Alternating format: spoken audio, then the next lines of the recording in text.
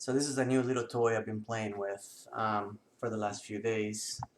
I kept getting frustrated, especially the novice users that I deal with in my company, kept getting frustrated that when you run an Epicor trace in the UI, and you run it like this, with track changes only, it actually returns back a bunch of data that didn't necessarily change. I mean, it did change in the business object side, but it didn't change on the UI. So that makes it a little bit more difficult to know what data, if any, you have to touch or set on the business object before you make the BO call. So I wrote this little tool to help them figure that out.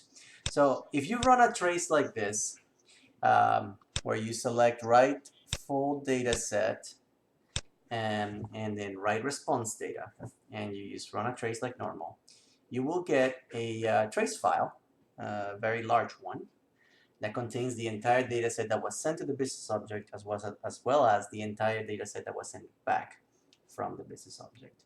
But what that allows that tool to do is give you quite a bit of information. So let's start out. So you make your trace, as I showed, and then load that trace into the program. The first thing that it will do is it will help you so you don't have to scroll through thousands and thousands of lines of XML. So it gives you a list of all the business objects that are encountered in the trace file. In this case, it was a customer statement print. So I'm only interested in the customer statement print section of the trace. It also gives you a list of all the business objects, all the methods that were called within that business object. It gives you these in the order that were executed. So I can see that first they called get new parameters, then they called get token list, then they called get report archive and submit to agent.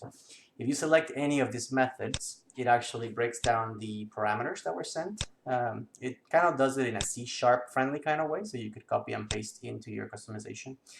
Also down here, it takes you to that section in the trace for the given method. So if I want to see what the get new looks like, it goes there.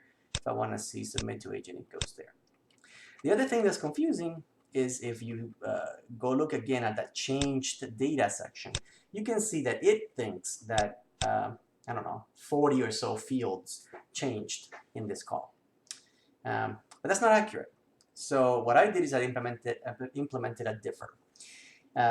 It basically takes the result set of the prior method, whichever prior method you want, and compares it to the sent data to the current method you're trying to code. So for example, if I want to see what changed between the result of get new parameters and submit agent, I simply hit compare and look at my diff. And what it does is it breaks down a list of exactly what changed in the data set from the results of the get new to the data that was sent to the submit agent. So you can see in here, even though this told me there was about 40 changes, or 41 lines changed, if I look at the diff, I can pretty quickly see that it was just 1, 2, 3, 4, 5, 6, 7, and 8. So there was 8 changes instead of 41. The other thing that it does is it goes a step further and it pulls out those fields that were changed and it generates a little bit of C# code for you. So it basically gives you the C# syntax for the number of fields that actually changed. So instead of having to go and either guess at which fields you actually have to set or setting them all, this will actually throw at you a list of the fields that changed along with the values that were assigned to them that you can literally copy and paste into your customization. Obviously, your variable may not be called yes, and the stuff in quotes here may not be what you want, but you can easily copy and paste and change this. The other thing that it allows you to do is compare and see what data the BO changed. So for example, if I open up a trace for sale order, and I want to see what data did the change part number master changed. If I select the same method between the prior and the method call, and I do a compare, it will actually show me the data sent to the method and the data returned from the method. And then I can also see what changed. So it looks like the part number changed, obviously, but also the description changed. Also, it looks like it brought back the price. It brought back the product code, the price per. It set the warranty to true. So you can easily see what fields a specific method changed on the server side.